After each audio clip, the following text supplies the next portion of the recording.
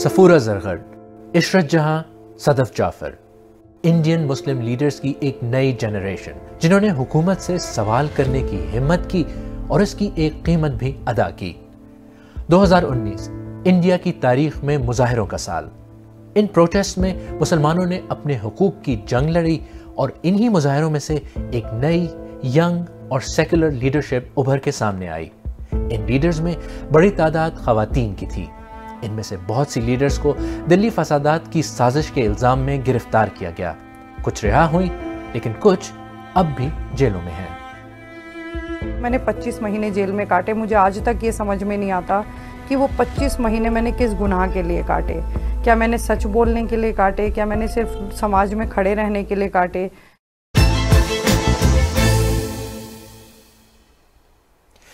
BBC Urdu के programme सैरबीन के साथ मैं हूं खालिद करामत।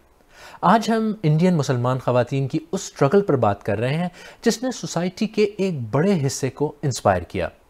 ज़रा सोचें, वो मुल्क जहां आप पले बड़े हों, जो आपकी पहचान हो, जो आपके वजूद का हिस्सा हो, और उसी मुल्क में आपसे कहा जाए कि आप इस धरती से अपना रिश्ता साबित करें। मोदी हुकूमत का कंट्रोवर्शियल सिटीजनशिप एक्ट यही है। इशरत जहां इसी एक्ट के खिलाफ प्रोटेस्ट करने निकली और टेररिज्म चार्जेस के तहत गिरफ्तार की गईं। पाकिस्तान जाएंगे वो लोग जिनका इस मुल्क से सरहदों का रिश्ता, हमारा तो इस मुल्क से, इस वतन से मिट्टी का रिश्ता है, खून का रिश्ता है। हमें पाकिस्तान भेज के दो, देखो जिसमें हिम्मत है। ये एक एडमिटेड फैक्ट है कि मैं प्रोटेस्ट का हिस्सा रही। मैं वक्त पर वहाँ जाती थी, मैं लोगों से मिलती थी।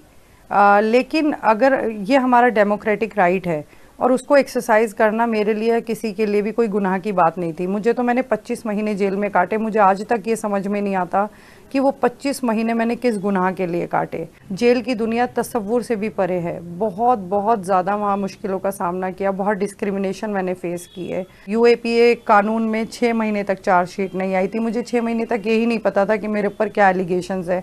तो इन सब चीज़ों को अकेले सहना, परिवार का 8 महीने तक मुलाकात पे ना आना, कपड़े नहीं पहुंच पाना, पैसे नहीं पहुंच पाना टाइम से। पहले की इशरत अंधेरे से भी डरा करती थी।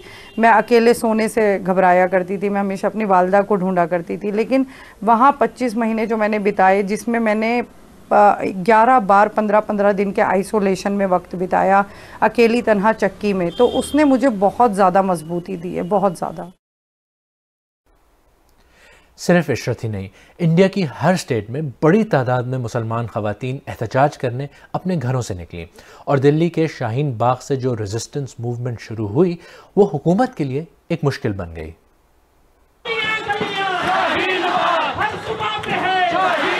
दिसंबर 2019 इंडिया के दारुल हुकूमत दिल्ली और एक बिल्कुल मुख्तलिफ प्रोटेस्ट। यहाँ पे बहुत सी ऐसी औरतें हैं जो आप यकीन नहीं करेंगी घरों से नहीं निकलती हैं। आज संविधान को बचाने के लिए वो बाहर बैठे हुए। बीजेपी की हुकूमत ने सिटीजनशिप एक्ट इंट्रोड्यूस किया तो उसके खिलाफ एक ऐसा एहतजाज हुआ जो शायद पहले कभी किसी ने नहीं देखा था। कई हजार खवातीन, जिनमें अक्सरियत मुसलमान खवातीन की थी, 3 महीने से ज्यादा अरसे तक दिल्ली के शाहीन बाग में धरना दिए बैठी रहीं। ये एक सेकुलर एहतजाज था जिसे इंडिया भर में मुख्तलिफ लोगों ने सपोर्ट किया। एहतजाज करने वालों में अक्सरियत घरेलू खवातीन की थी। घर के कामकाज छोड़कर ये एक ऐसे इशू पर बाहर निकली थी जो उनके बेसिक राइट को ही चैलेंज कर रहा था। छोटे छोटे बच्चों के साथ एहतजाज करती इन खवातीन ने दिल्ली के पावर कॉरिडोर्स को हिला कर रख दिया था और इसके नतीजे में इंडिया के पॉलिटिकल लैंडस्केप पर कई मुस्लिम लड़के लड़कियां नजर आए। पॉलिटिकल ऑब्जर्वर्स ने इसे एक बड़ी तब्दीली करार दिया।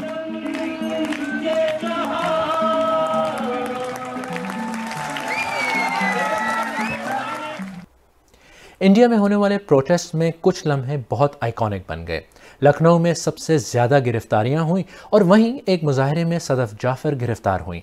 उन पर तशद्दुद हुआ, उनकी प्रॉपर्टी जब्त करने का नोटिस भेजा गया और बदनाम करने के लिए शहर भर में उनके पोस्टर लगाए गए। हम पीसफुली धरना कर रहे थे, जो हमारा हक है, जो हिंदुस्तान का आईन हमें वो हक देता है। तो उसके बाद उन्होंने मुझे अरेस्ट किया और चौराहे पर ही मारना शुरू कर दिया बुरी तरीके से। उसके बाद मुझे जेल हवालात ले गए। हवालात में रात भर मुझे आते जाते मारा गया, गालियां दी गई, पाकिस्तानी कहा गया।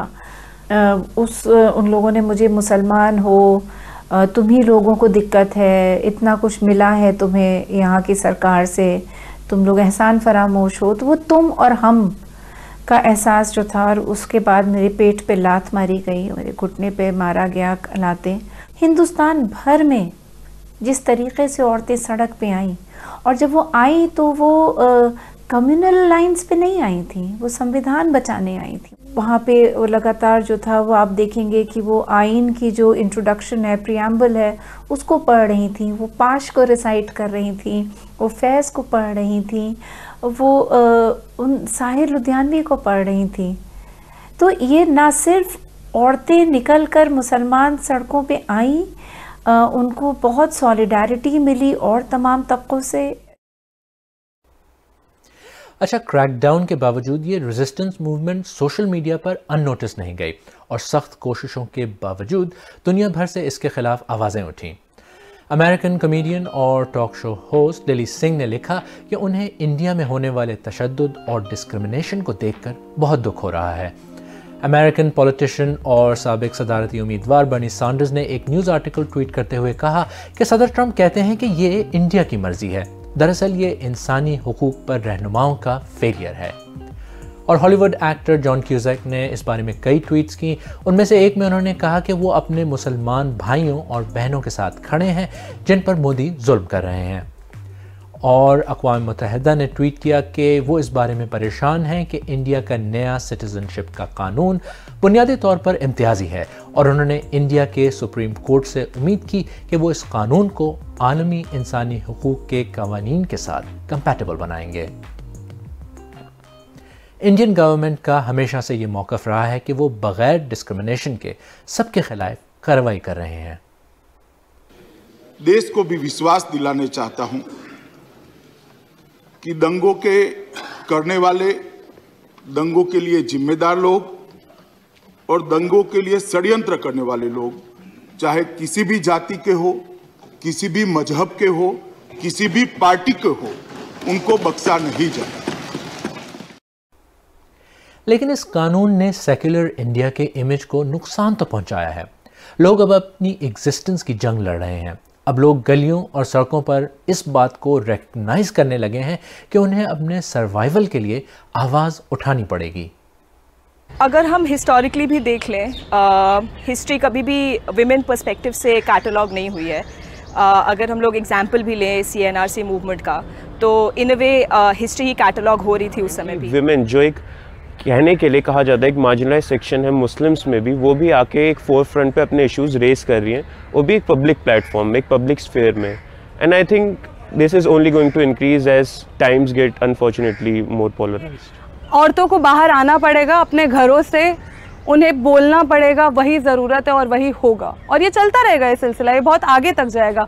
ये अभी का नया तो है भी नहीं, हम लोग तो कब से ही बोल रहे हैं। अगर आप कुछ बोलते हैं सत्ता के खिलाफ या पितृ सत्ता के खिलाफ, तो एक जत्था आ जाता है राइट विंग मर्दों का जो आपको दबाना चाहता है। उनकी बोली लगाई जाती है इंटरनेट पे कि ताकि वो लोग बोल ना पाए इंडिपेंडेंटली। औरतों का पर्सपेक्टिव आना बहुत ज़रूरी था, और ये नोशन चेंज होना कि मुस्लिम हाउस होल्ड्स में औरतें फ्रंट पे नहीं आती हैं, वो हमेशा पर्दे में रहती हैं, तो वो एक नोशन भी चेंज हुआ है और चैलेंज हुआ है इससे। तो सवाल यह है कि अगर मुस्लिम ख़वातीन पहले भी घुटन का शिकार थीं, तो इससे पहले वो कभी बाहर क्यों नहीं निकलीं? जो हमारे उलेमा हैं, जैसे कि हमें एक समुदाय में बांध दिया गया और उनसे कहा गया कि जो आपके धर्मगुरु कहेंगे वही आपको मानना है, उसके अलावा आप और कुछ नहीं कर सकते। बट पिछले इन 10 सालों में मैंने देखा है कि उन धर्मगुरुओं ने जितनी भी ऐसी चीज़ें की हैं जो कि हमें कहीं ना कहीं बांध के रख रही थी, जैसे कि वो हमसे कहते थे कि पर्दा बहुत ज़रूरी है। हमने कुरान नहीं पढ़ा तो हमें नहीं पता कि सच में पर्दा ज़रूरी है कि नहीं, बट उन्होंने वो हमारे ऊपर थोप दिया था। उन्होंने हलाला जैसी प्रथा को हम पर थोप रखा था, उन्होंने कई ऐसी प्रथाओं के हम पे थोप रखा था जिससे हम आगे ना बढ़ें। तो इसलिए अब मुस्लिम महिलाएं आगे आ रही हैं, वो अपनी बात रखना चाह रही हैं, क्योंकि वो अब पढ़ रही हैं और वो आगे बढ़कर बता रही हैं कि हमें हमारे अधिकार पता हैं। तो बहुत जल्दी उम्मीद है कि एक बहुत अच्छी लीडरशिप भी देखने को मिलेगी हिंदुस्तान में। लेकिन मुसलमान ख़वातीन की उस उभरती हुई लीडरशिप से हुकूमत इतनी परेशान क्यों हुई और इसे खामोश करने के लिए इतनी सख्त कार्रवाई क्यों की? दो तरह की वजह वैसे ही हैं। एक तो इन्हें जेंडर इमेंसिपेशन से प्रॉब्लम है और मुस्लिम लीडरशिप से प्रॉब्लम है। जब दोनों कंबाइन हो जाते हैं और भी ज़्यादा प्रॉब्लम है। पर एक ये था कि एक ट्रेडिशनल मुस्लिम लीडरशिप जो एलीट लीडरशिप थी वो कोई फ्रेंकली हमें बोलना चाहिए कॉम्प्रोमाइज़ थी। उसको कैसे डील करते हैं, उसको कैसे संभाल सकते हैं, उसका क्या कर सकते हैं, सरकार जानती है। इस लीडरशिप को जो नेचुरली नीचे से उभरी है और जो एक एक्टिविस्ट बैकग्राउंड से आके हर इश्यूज़ में इन्वॉल्व हो जाती है, इसका क्या किया जाए। सरकार के पास कोई अपने जो नॉर्मल हथकंडे हैं वो इनके पास वो इस्तेमाल नहीं किए जाते हैं, तो तभी परेशानी और बढ़ गई। देश की स्थिति भी ये हो गई है कि किसी भी मुस्लिम लीडर को नॉन मुस्लिम बैकिंग बहुत कम जगहों पे मिल रही है। तो मेरे को लगता है ये लीडरशिप की इम्पोर्टेंस ये है कि वो कम्युनिटी को आवाज़ देगी और कम्युनिटी के अंदर से ऑर्गेनाइजेशन कर पाएगी। एक कंट्रोवर्शियल कानून के खिलाफ शुरू होने वाला एहतजाज अब ट्रांसफॉर्म होकर जेंडर इक्वालिटी और इंसानी हुकूक की तहरीक बन चुकी है। इस मूवमेंट में पहली बार लाखों मुस्लिम खवातीन ने न सिर्फ हिस्सा लिया बल्कि इसकी क़यादत की। ये रुझान इंडिया की सियासत पर क्या असर डालेगा ये तो आने वाला वक्त ही बताएगा, लेकिन एनालिस्ट के मुताबिक इसका सोशल इम्पैक्ट ज़रूर नज़र आ रहा है।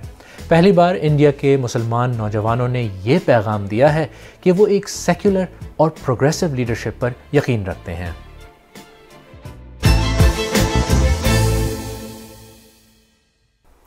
अगर आपको हमारा प्रोग्राम पसंद आया तो हमारे YouTube चैनल को सब्सक्राइब करें, बेल आइकॉन पर क्लिक करें और प्रोग्राम का लिंक अपने दोस्तों के साथ शेयर करें।